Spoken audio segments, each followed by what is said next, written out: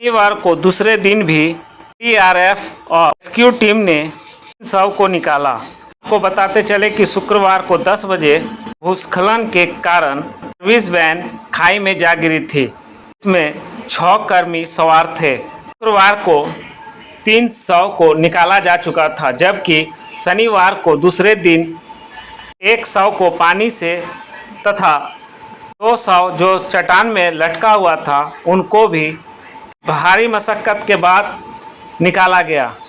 अब शुरू हुआ परिजनों को मुआवजा को लेकर हो हंगामा। भारी नोकझोंक के बाद प्रबंधन ने वार्ता की लिखिता हुई, जिसमें प्रबंधक ने सभी मांगों को मानते हुए अपनी सहमति जाहिर की। वार्ता के बाद क्या कुछ हुआ, आइए जानते हैं इस खबर में। नहीं देगा तो उसका मर्जी, अगर है तो जो करेगा ले जाएगा, जैसे चाहेगा वो तो हाल है, जब स्टैंड बनेगा ना नहीं होगा। एक बार जाके बात करेंगे, समझेंगे नहीं होगा चलेंगे। घटना, मेरा बड़ा भाई है अमन कुमार सिंह, इनका नाम है। माँ अम्बे आउटसोर्सिंग कंपनी में कार्यरत थे। ये अपना काम पे थे भैया, सुबह का ड्यूटी था इनका।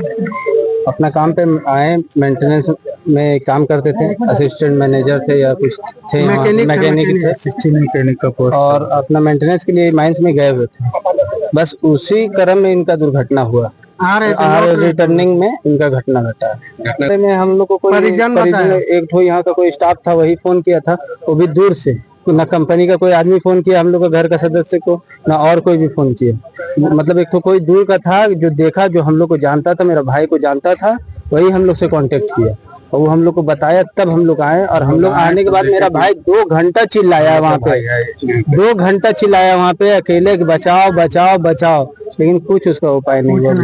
तड़प के जान चल गया मेरा भाई। यही है भैया कि उसका 2 छोटा छोटा बच्चा है, उन लोग को देखना है, उसका शिक्षा चाहिए पूरा।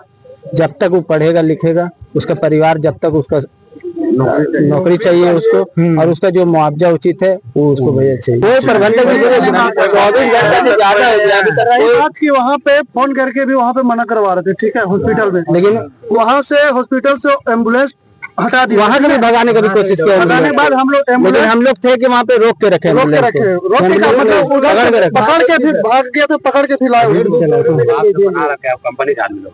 हाँ, क्या परिचय हो गया? मैं उनका भाई हूँ, पृथ्वी कुमार। वार्ता के बाद यूनियन के अधिकारियों ने प्रेस को क्या कुछ कहा, ये जानते हैं। आज लगभग 2 से 3 घंटे के लगातार वार्ता के बाद अभी हम लोग ये हुआ, अभी हम लोग उसको समाप्त करके निकले हैं। वार्ता में यही बात हुआ है कि तत्काल में परिवार वालों को तुरंत दाह संस्कार करने के लिए नगद में 50,000 रुपये का भुगतान, और उनको डेड बॉडी ले जाने के लिए एक एम्बुलेंस मुहैया कराई जाएगी सभी परिजनों को, और 20 लाख रुपए का चेक कंपनी देगी माँ अम्बे लिमिटेड, जिससे कि उनके परिवार को, और एज फैक्टर के हिसाब से सभी परिजनों को कैलकुलेट करके कंपनसेशन के रूप में, जो कि लगभग 10 से 15 लाख रुपए के बीच में होगा, वो भी भुगतान होगा। और ग्रुप इंश्योरेंस जिसका प्रावधान है बीसीसीएल में, जो सभी कर्मियों को होता है, उसके ये में भी उनको भुगतान होगा इंश्योरेंस के माध्यम से भी। और परिवार को नियोजन भी दिया जा रहा है, और जो परिवार नियोजन नहीं ले पाएंगे उनको परिवार को 60 साल तक आजीवन एचपीसी वेतनमान से उनको पेमेंट होगा। यही वार्ता हुई है। ऐसी दोबारा घटना पुनरावृत्ति ना हो, इसके लिए प्रबंधन से क्या आप अपील करना चाहिए? इसके लिए अभी तो फिलहाल तो प्रबंधन रेस्क्यू में जुटी हुई है। इसके लिए अलग से वार्ता हम लोग ज़रूर करेंगे, जिससे कि आगे इस तरह की अनहोनी घटना ना हो, जिससे कि किसी माँ को अपने पुत्र को खोना पड़े और माँ बहन को अपने भाई को खोना पड़े। इसके लिए हम लोग पूरी तरह से प्रयासरत रहेंगे, और हम लोग अपनी यूनियन के माध्यम से इस बात को ऊपर तक पहुँचाएँगे कि इसकी पूरी जांच हो, और जांच में जो भी दोषी हैं, चाहे वो आउटसोर्सिंग कंपनी हो, चाहे वो बीसीसीएल के अधिकारी हों, उन पर कार्रवाई हो, ताकि आगे भविष्य में इस तरह के कोई भी हृदय विदारक घटना घटित ना हो। क्या परिचय होगी? मैं विजय कुमार सिंह उर्सन्नी सिंह, राष्ट्रीय कुलेरी मजदूर यूनियन का केंद्रीय सचिव। देखिए, जो वार्ता का जो मुख्य बिंदु थी कि हम उस 6 मजदूर के लिए हम लोग की संवेदना थी। हम लोग ने मैनेजमेंट के साथ माँ अम्बे के जो राणा चौधरी थे, उन लोग से हम लोग डायलॉग हुए, करीब 3 से 4 घंटे चले। कंपनी बोली कि 20 लाख रुपया तत्काल उनको अभी हम लोग मुआवजा देंगे और 10 से 15 lakh according to age factor उनको मुआवजा मिलेंगे, जो को विदिन 15 डेज उनके परिजन को जो लीगली डिपेंडेंट होंगे उनको 15 लाख रुपया देना। और बाद में ग्रुप इंश्योरेंस जिसके कुछ फॉर्मेलिटीज होते हैं जैसे डेथ सर्टिफिकेट या जो भी परिवार के जो भी है वो देना पड़ता है, वो करने के बाद उनको इंश्योरेंस। और चौथा जो मुख्य बिंदु थे कि जिनके भी परिजन में मान ली कम उम्र के हैं, उनकी पत्नी काम नहीं करेंगे, उनके एक लीगल डिपेंडेंट को जो वेतन उस कर्मी को मिल रहा था 60 साल तक माँ अम्बे के द्वारा उनको वो वेतन उनके खाते में प्रत्येक महीने को जो भी तारीख को दिया जाता था वो उनके अकाउंट में जाएगा। ये चौथा हम लोग का वार्ता। प्रबंधन 24 घंटे से ज़्यादा समय हो गया, एक बार भी परिजनों से मिलने नहीं आए हैं, क्या कुछ किस लापरवाही से? देखिए दादा, दो बात बोलेंगे।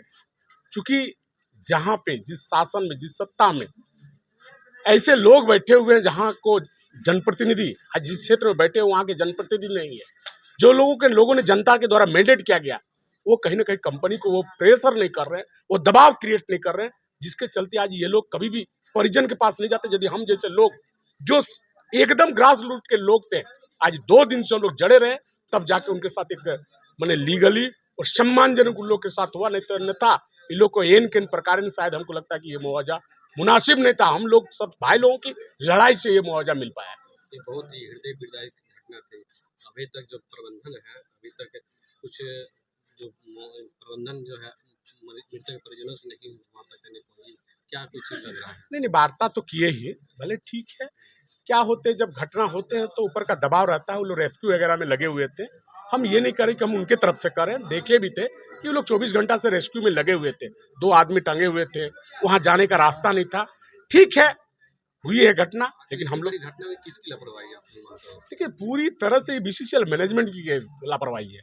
बीसीसीएल कहीं ना कहीं वो जो डीजीएमएस का जो सेफ्टी रूल है, जो उसको इंक्लाइंट को जो ओबी को हटाना चाहिए, वो प्रॉपर वे से हटा नहीं, जिसके परिणाम स्वरूप आज हम लोग का ये 6 भाई हमारे गरीब दबे लोग आज जो दिहाड़ी मजदूर करते थे, वो कहीं ना कहीं इस कंपनी के और बीसीसीएल के और माँ अम्बे के बलि चढ़े।